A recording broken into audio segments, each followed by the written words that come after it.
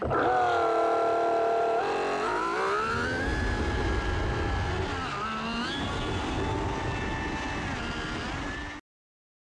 this video you will see my attempt building an RC speedboat. I don't wanna spoil too much, but some things must be said. I did get this boat driving and it was fast, but it was not really reliable, because one thing ruined everything over and over again. What it is you see in the upcoming video, but what I can say now, it's fixable, and that's why there is part 2 of this video coming soon. And this video is sponsored by PCBWay. Let's get started.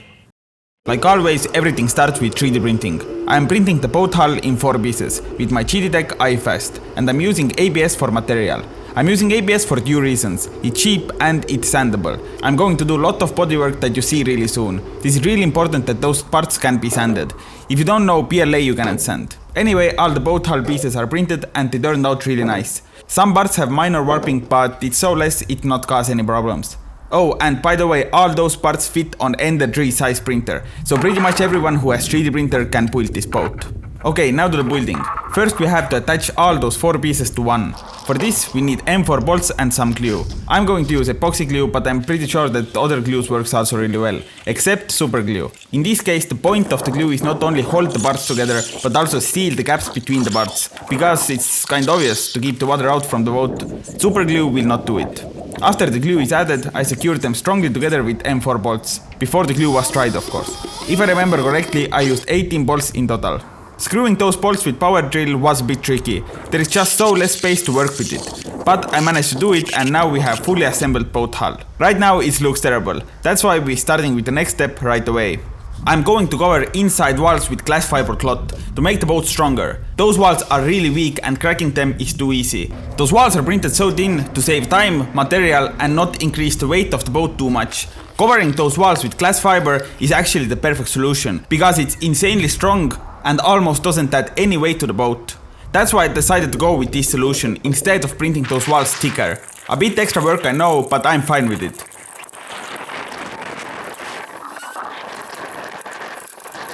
After 15 minutes, when the resin was completely dried, I took 240 grit sandpaper and started sanding the whole hull. At first I was thinking it's fast process, but it took me around 50 minutes. If you're thinking like why it have to be sanded, well actually it doesn't. This step and upcoming bodyworks are completely optional. I'm going to do it to make the boat look better, this is the only reason. A bit more cosmetics. Because of the warping, some spots are a bit bumpy. That's why I took a bit putty, I'm sure I'm not pronouncing this word correctly. Same stuff that is used for fixing car dents or deeper scratches.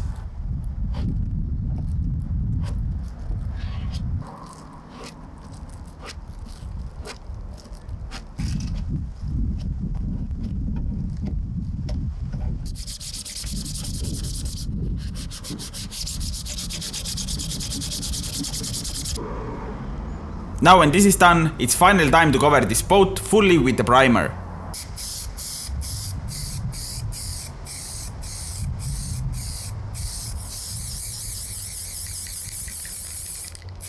After the primer is completely dried, all imperfections start popping off insanely well. That's why I repeated the putty and sanding process.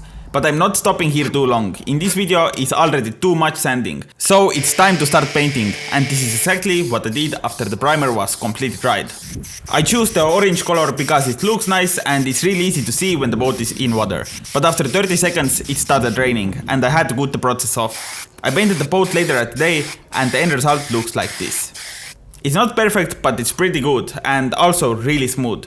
Now finally the boat hull is completely finished and we can move on to the cool stuff. Building the driving mechanism. I like to separate this into 3. We start with the impeller and shaft, then we attach the nozzle and bucket, and last motor and electronics. The impeller of the boat looks like this. It's 3D printable, but in my case it's not printed with plastic. It's printed with stainless steel. Big thanks to PCBWay for this. It's absolutely amazing and really heavy. Well, of course it's metal, but I'm working most of the time with the plastic, so this feels really different for me. And I mean really different. You see this shaft? Before I start recording, I usually do measurement checks, and this is exactly what I did, but the shaft got stuck. Completely stuck. I tried to get this out, that's why you see those scratches on the impeller, but I didn't get this out, no matter what I tried. So I had to work around with it. First, I plan to use one shaft that goes through the impeller, but sadly this is not option anymore. So I will use two shafts. One goes into the impeller from the one side and other from the other side. One is already in place nicely, so it's time to the second one. By the way, originally I planned to use set screws to secure the impeller to the shaft, but from my own recent experience, it's not needed. If I force the shaft to the impeller like I did with the other one, it goes nowhere. So this is exactly what I did next. And to make sure 1,000,000% it will never come loose, I also use some epoxy glue. Now when the both shafts are nicely and unprofessionally installed, I got them to the right size.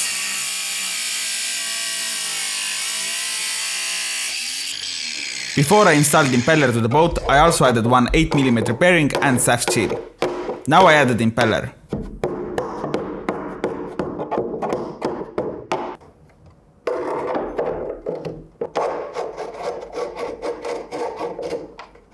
When I spin the impeller, it's pretty obvious it's touching housing walls. Most likely it's the seam. This is touching the impeller. If you don't know, the seam is little FDM printers thing. If you are printing something bigger than one layer, it has to start and stop somewhere. At that spot, it's a little bit extra material. It's really noticeable when you are printing something that doesn't have gunners. Anyway, I sanded the seam a bit and it feels better. Not perfect, but better. I'm not worried because the impeller is metal and if it's touching the plastic somewhere, it will sand it down by itself. Anyway, it's time to add the nozzle. Installing this to the boat is super simple. First of all, the boat has negative extrusion around the outlet, and nozzle has positive extrusion. The nozzle will inner lock itself to the boat, and to make sure it stays there, I also use some M4 bolts. Speaking about the nozzle, if you cut this in half, we see two things. First of all, the nozzle shrinks to the outlet. This is actually what makes the water jet to the water jet. Because the nozzle outlet shrinks, it increases the flow of the water. Saying this a bit easier, the water will shoot out from the nozzle faster and also makes the boat going faster. It's actually that simple. And by the way, this is the most important thing of the water jet. Without the nozzle, it's not a water jet. And the second thing what we see are those walls, which serve the purpose of a diffuser. Why is the diffuser needed? After the water passes through the impeller, it doesn't move on the straight line. It has some rotational movement in it. The diffuser makes the water moving on the straight line and we get most out of it. Also, the walls hold the middle section in place that support the shaft. To steer the boat, at the back of the nozzle I attach this type of thing, what is called bucket. I will control this with the servo, but I add this a bit later. Big thanks to PCBWay for sponsoring this video. As I showed before, the stainless steel impeller that this boat will use is metal 3D printed by PCBWay. Like always, the product is perfect. 3D printing is not the only that PCBWay has to offer. They also have CNC machining, sheet metal fabrication and even injection molding service. This is excellent if you don't have right machine skills or tools, but you need something that is, for example, CNC machined. I don't have CNC, but last few years I have used PCBWay CNC machining service multiple times in my videos. Also, it's just so simple to use. Upload your 3D model, select the material, and they do the rest. For my own experience, I highly recommend PCBWay service. PCBWay is your one-stop solution. Now it's time to add the motor and rest of the electronics. I'm using this 2850 kV motor, 120 amp waterproof ESC and 3S6 amp battery. To connect the motor, I printed this type of mount. To the mount is connected the motor with 6 M3 bolts. Also I'm going to use a coupler to connect the motor and impeller shafts. After that I use M3 bolts to attach this to the boat. Well, I fucked up something. The shaft is not long enough. I need to move the motor a bit forward. Thankfully it's really easy to do because you see those 6 M3 holes. There are 6 holes not because I wanted to use 6 bolts at the same time, well this is also an option, but to have more flexibility for different type of designs. So if somebody building the boat and they wanna use different motor, they just can design their own mount. And because of that I designed the new mount and now the coupler reached to the impeller shaft and the problem is solved.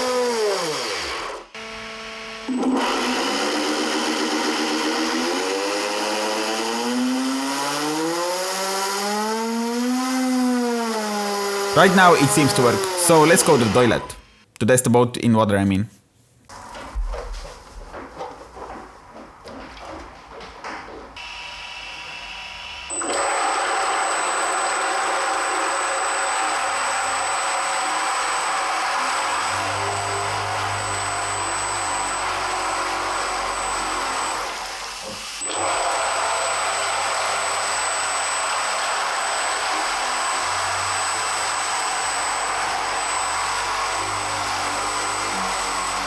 It's definitely working, but I have major problem.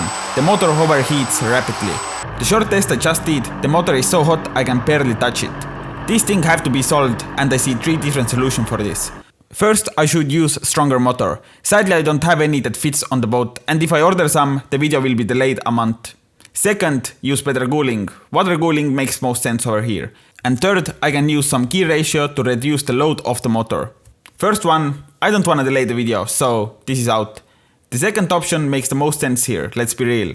And the last one, it's kinda complicated and confusing, in my opinion. So it's exactly what I did. This is how my new mount, aka gear ratio, looks like. The mount is printed with carbon fiber and the gears with PLA, just for testing. If everything works, I will change the gears that are printed with stronger material. Oh shit, here we go again.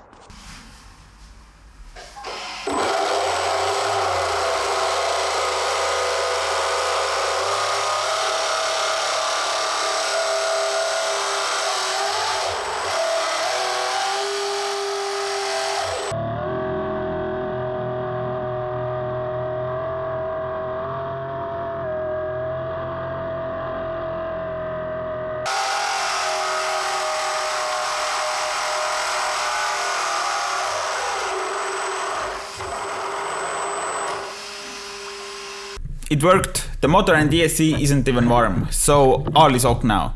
Before we go outside and really drive the boat, I added one 9-gram servo for steering.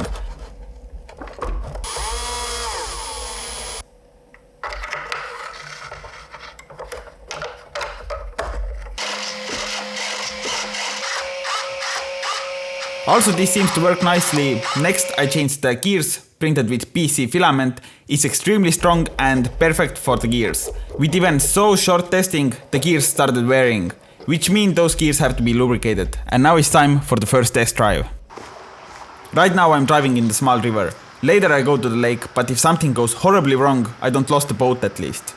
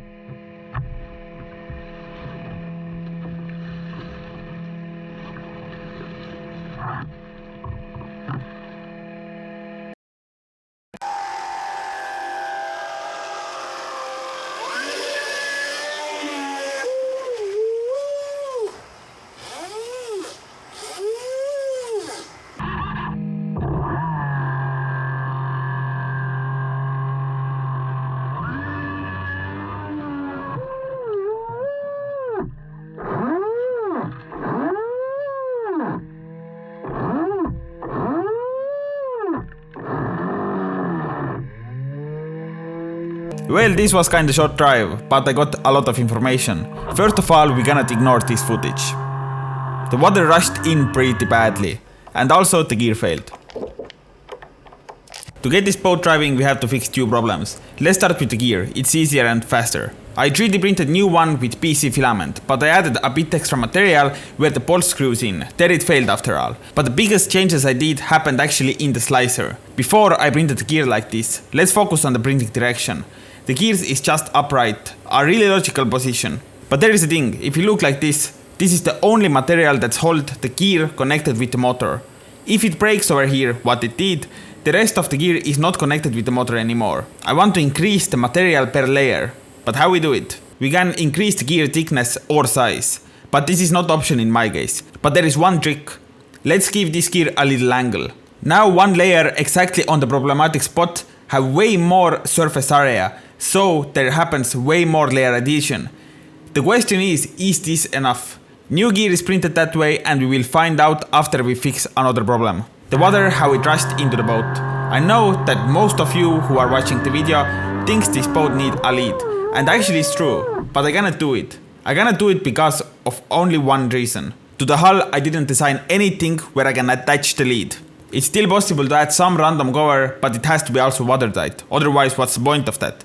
Anyway, I came up with another idea. I will add wings to the sides. Look at the previous footage closely.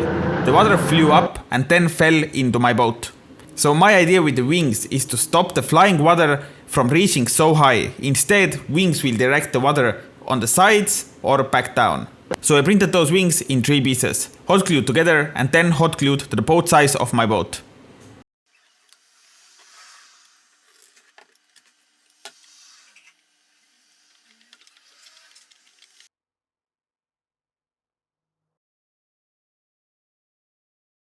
I made sure that there is no gaps between the wings and boat body, so any water cannot pass through to my boat. When the wings are glued, now we are actually good to go again.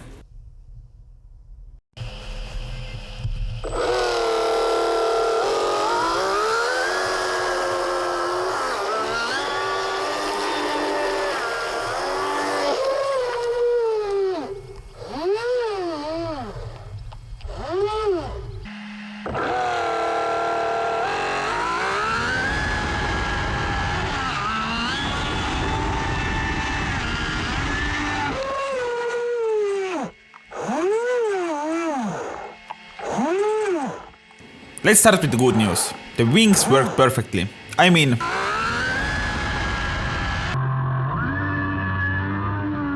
the gear still broke. This time the GoPro recorded the gear and what I saw, the gear is not stably staying where it should. I'm pretty sure the gear is just not failing because it's too weak, but it's not supported enough. So what I did now? First of all, I added some features to the mount. Basically, I tried to add some extra material as much as I can to make this more rigid. Also, I supported the other end of the gear. And last, I also used one screw over here to attach this side also to the boat hull. And now everything looks way more solid. Also, I modified the gear a bit. First of all, now I use carbon fiber nylon. In theory, PC is stronger than nylon, but every material has different properties. If you take a look how the PC gear failed, it broke in pieces, kinda like glass or resin printed things. But nylon has this type of rubbery texture, it fails a bit differently and maybe the nylon performs a bit better over here. Also, I added some copper wire in the gear to make this even more stronger. Again, everything is fixed and it's time for round 3, let's go.